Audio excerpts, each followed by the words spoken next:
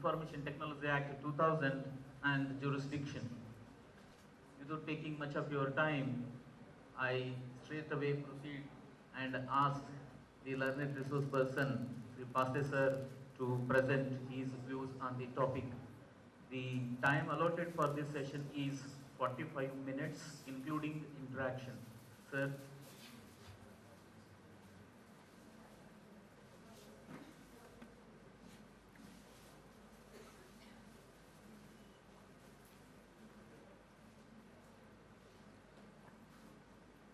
Good evening, ladies and gentlemen. Topic given to me is law and the cyber law, its enforcement and jurisdiction aspects. Before I commence to talk about the subject, I am remembered of a story that in legal literacy camps that we used to tell whenever we used to go to literate the lay people. There is a story, a boy and girl fall in love. Both of them belong to different castes. Indian society, difficult to convince the parents. Both of them go to a temple, exchange garlands, and the marriage is over. Then, after a few days, when they try to convince the parents, the resistance is there. The boy gives in, deserts the girl, gets away. The girl comes back to parents crying, that telling the story that this is what has happened. The parents and the girl try to get justice and go to a lawyer and explain all these things. The lawyer says, okay, what's the relationship between you and the boy? The girl says, he's my husband. Husband, how is the relationship you have entered into? I got married him in the temple. Now, the sad part of it is the girl, innocent girl, is not aware of the fact that exchange of garlands in the temple is not a marriage as per the law in India, and though sentimentally, emotionally, and maybe whatever reason she considers him as husband, but in law there was no relationship of husband and wife between these two persons. The relation and the dreams she had built in her mind came crashing down, and she could not enforce what she thought and what others thought, that the relationship between. The lawyer said, sorry ma'am, that you have been, maybe you may not be knowing, but this is a law I can hardly do in getting back your husband.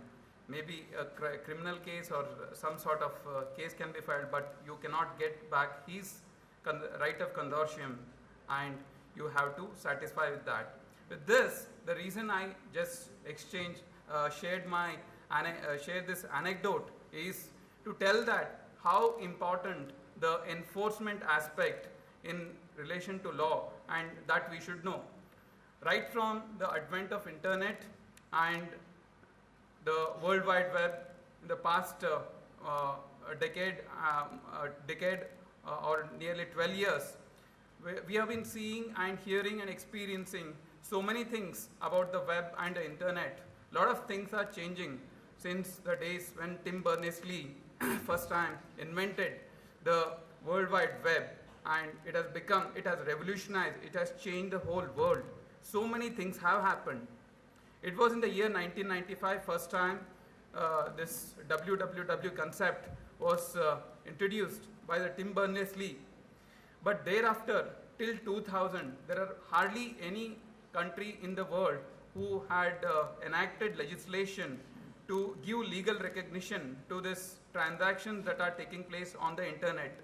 Internet has given rise to a new society called cyberspace, a society on the cyberspace, and whatever in physical world is existing on the cyberspace. And if you have to master this cyberspace law and internet law and computer law, it is not so very easy, and one day is a very, very short time, and that too to talk about enforcement and jurisdiction is a very huge and very vast subject to do any little justice to speak about.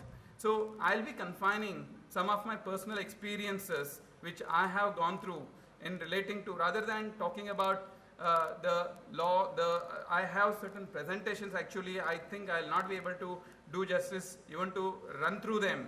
But basically I'll be sharing, I think that will be more better, because these are the few cases which came to me and wherein my appreciation of the cyber law, I started looking at it in a different fashion, and how my thinking process has changed over a period of time. Now the first case, about the importance of the enforcement. Now I said ultimately, see, you exchange emails, there were certain questions during the day people were asking, what is it that you are talking about the internet and the cyberspace? What relevance and what importance it is having to our life? What difference, what change it is going to make? The cyberspace, the electronic records, the emails, the website, the transactions that you are carrying out on the internet are going to have, and they already have commenced having legal effect from 17th October 2000, when the Indian Parliament passed the Information Technology Act 2000. Information Technology Act 2000 happens to be, I call it the Bible of cyberspace in Indian cyber law, because that was the first legislation. What is the importance? See, we are in a constitutional setup governed by the rule of law. Now, unless this constitutional setup, unless the system, the parliament, the constitutional authorities recognize something, then you cannot enforce it in the court of law. There are different theories of law. One of the theories is the theory of realism. The theory of realism is that ultimately what is law? See, in the theory of law, we try to understand what is law. What is law? How do you define law? Law is, some people say, what the parliament says, what the legislative assembly passes. This is one way of looking at it, the black letter law. The other way is the realistic. That is, the theorists say, I'm just putting in a paraphrasing these theories, they are all very big theories. The law is what the court or the judge says. The law is what the judge says. The section 302 of Indian Penal Code may say that this is murder. That a killing of a person with the intention to commit, with the intention to kill him, the actus and the mens rea, both intention and the actual thing. This amounts to murder under section 300, and under 302 he is liable for punishment. This is the law. Now what the judge says, judge may say that no, it may not be murder under certain circumstances, and the punishment under 302 may not be, the person who commits murder should not be given the punishment under section 302, all the case.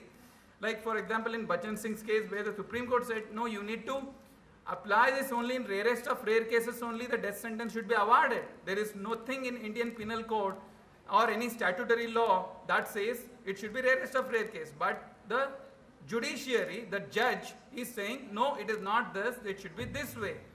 So for me, the law is, if it can be enforced in the court of law.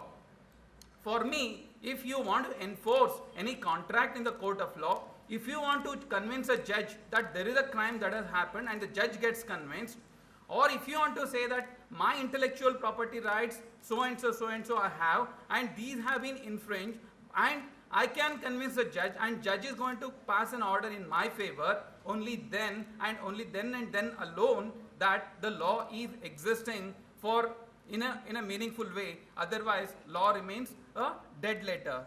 Enforcement, can it be enforced? Now the first question, cyberspace, so many transactions are happening, whether we can enforce these transactions. Now these are the questions, how, if at all, yes, how do you enforce it, and where do you enforce it?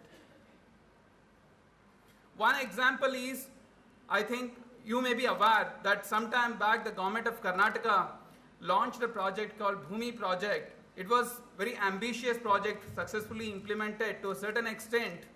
But then, now what happened? See, in this Bhumi project, to tell in one sentence, minute, the entire Karnataka land records got digitalized and they were kept in the computers, and any person who is interested can access through the kiosk and get a copy with regards to what survey number, who is the owner, etc., etc. This is like this. Earlier these records were kept in a physical form. Now what happened, one person who is working, who changed these records to favor him, like one person who is having access to the computer changed the name of the owner in the records and made it changed it to a person's name whom he wanted to favor. This particular change came to, the superiors came to know and started questioning, I mean, why did you do it? Then the question was, when this question was put to him, the person said, no, I have not done that. Now, the people who had implemented this, they wanted to enforce that, no, you had done this. They were supposed to prove that, but they did not have the necessary system to say that, to prove that this particular thing, this particular alteration, unauthorized access was by this and this person alone. So the necessary evidence, now whenever you want to collect, whenever you want to say that you have done this and whenever you want to accept the code that this is what is to be accepted, then you need to collect the evidence which is as recognized under the Indian Evidence Act. Under the ITA 2000, the Indian Evidence Act has been, certain provisions of the Indian Evidence Act also have been amended. Now, the Bhumi project did not comply with this because simple reason that the digital signature concept was not incorporated while introducing this system.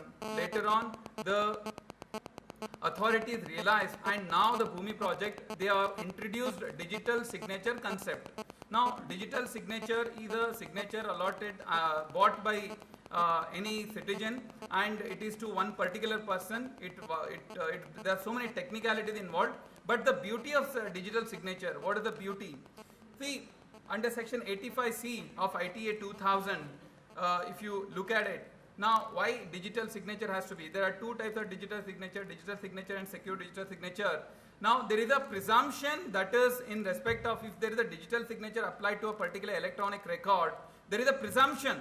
Now presumption is, if there is a presumption, the judge will not have any other option. Like the court shall presume, the wording of section 85, court shall presume whenever a digital signature of X has been applied to an electronic record and the records have been altered, then the court shall presume that this particular change, alteration to electronic record has been committed by so and so alone. Now this regime, this particular system was not existing prior to 17th October 2000. After that, because of this amendment to the ITA 2000, through ITA 2000, the Indian Evidence Act has been amended.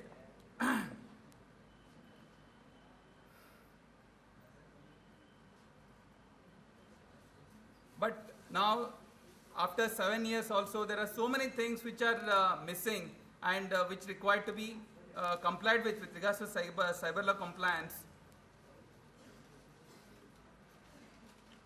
Otherwise, if you don't comply with the digital signature concept, what is being implemented right now by the government of Karnataka is one such instant.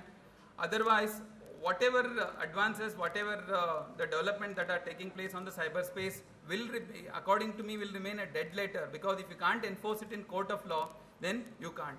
Now, enforcement aspect, there are broadly three angles you can look at it to. One is the e-commerce issues, then is second is the law relating to tort, and third is cyber crimes. Now, how do you enforce your rights and obligations which arise out of a contractual relation that happen on cyberspace? Now, there are rights and liabilities that arise due to certain transactions and actions done with the aid of internet, with the aid of computer, between two persons, whether you can enforce that. This is the rights and liabilities with regards to contracts. Then there are certain acts such as the defamation, what we are talking about, the defaming a personality through internet, through Yahoo groups, or etc., etc. you're defaming a personality. Now, if a person is defaming, it can be a criminal, it can be a tortious. Under tortious, it's a civil wrong, you are entitled to seek compensation, and if it happens to be criminal, that is under section 65, 66, 60 till 84, section 84 of ITA 2000. That is, these are the offences. Let us not consider that, see, this one misconception that I am seeing is cyber crime. The term cyber crime, whenever you want to enforce, see, from that point of view, this cobwebs that we are having, we need to clean them. There is no definition for cyber crime. There is cyber crime is a popular nomenclature. Let us not confine cyber crime only to offences that can be attributed to in ITA 2000. There can be an offence under Indian Penal Code, there can be offence under any other statute if the statute says, but wherever in these offences, while committing these offences, if the technology in the form of internet and computer is used, and let us look at the definition of the computer network, etc., then it falls under the category of cyber crime. Therefore, let us not look at it narrowly that section 65, 66, 67, etc. alone constitute the cyber crime. This is one big misconception we are having. So, enforcement point of view, all these rights, liabilities and obligations, either under contract, out of e-commerce, or the cyber defamation or cyber tortious acts, or from the cyber crimes, all these can be enforced. Enforced how? Where? Now, there is a civil procedure code, there is a criminal procedure code, there is the Indian Penal Code, there are hundreds of other statutes in India. They are not dead as of now. Still, the provisions of these statutes will continue to operate. There are courts and there are judges appointed and constituted under different laws in the country. Now, there are territorial jurisdiction, there are pecuniary jurisdiction, etc., etc. Let us not confine or think that the cyberspace and the obligation, etc., are something alien and beyond the reach of these normal courts. I will tell you, you can file a obligation, you can file a case for compensation even in a civil court junior division, Belgaum. You can file it before the civil court senior division, Belgaum. You can file it before the city civil court, Bangalore. You can file it before the judicial magistrate. You can file it first class. You can file it before the chief metropolitan magistrate, Bangalore. So it depends on how do you look at it as a consultant, as a lawyer, or as a when a person aggrieved by any action on the internet or cyberspace happens, you need to analyze whether this is an incident which falls under the contract, whether it falls under the tortious or it falls under the cybercrime, and where do I put? First, decide whether there are any rights and liabilities and obligations arising from this particular incident, and try to fix who are the entities who are liable, who are entitled, etc., etc. Then choose a forum. Now, with this background, I'll just straight away go to the case which I dealt with as a part of a law firm, that is the Satyam Infoway versus Sifinet case, wherein Satyam company, you have heard, this is a company, one of the top 3-4 companies next to Infosys and Wipro in the country. They develop software and they got a lot of activities. Sometime in if you study the cyberspace history, there is one period called .com boom. This .com boom time, most of the companies jumped into acquiring several domain names and setting up websites. Now, these are all technical terms. I hope you know what is a domain name, what is a website, what is the home page, what is the internet, what is the World Wide Web, etc., etc. With this presumption, I am going.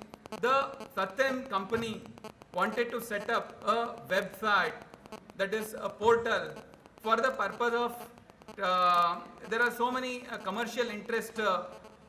So that particular website, they named it as www.sify.com, sify.com. You might have heard Sify. There are so many cyber cafes, iWay. This is a cyber cafe originally started by the Satyam company. This Sify.com, SIFY.com, our original name of this company was Satyam Infoway Limited. Satyam Infoway Limited. So they thought S stands for Satyam, I stands for info, and FY way, Infoway. So that is what. So they registered a domain name www.sify.com, and they started doing the business through internet. Several things, like they were having they were providing Bollywood news, they are providing news about cricket, they are providing astrology, they are providing games. So many things were put up on this particular website, and after launching this website, there is a gap of around 6 months. There is another company in Bangalore by name Sifynet Solutions Private Limited, which registered a particular domain name which had SIFFYnet.com, SIFFYnet.com, and another domain name SIFFY.com. So the difference, the one extra F in this domain name of the latter company. So they started a e-commerce business. The Bangalore company started the e-commerce business. It was not as big as the Satyam company, and the turnover was around 20-30 crores. But the Satyam had a $1 billion business and already had reached a pinnacle. So the counsel for the Satyam, they came to know that there is one more company in Bangalore has started this particular website. Therefore, they issued a notice to the Bangalore company and said that SIFY.com is a domain name belonging to us, and you have registered SIFFY.com, which is identical or almost identical, and therefore we call upon you to stop immediately using this domain name and return it back to us. You are doing this intentionally to cause loss to us. Your domain name registration is done with a bad faith. Therefore, you are no more entitled to carry on business with this domain, etc., etc. The notice was replied by saying that no, you do not have any legal right. Now, the first question that arises is this particular thing. The genesis of this problem was prior to